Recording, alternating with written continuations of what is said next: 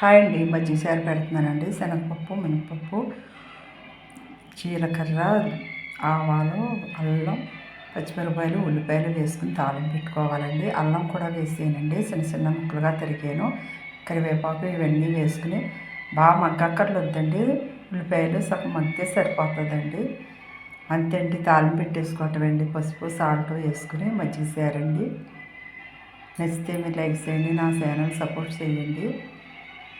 ఆవాలు, జీలకర్ర ఇవన్నీ వేసేయండి. శనగపప్పు, మినపప్పు, కరివేపాకు, మిరపకాయలు, ఉల్లిపాయలు, పచ్చిమిరపకాయలునండి.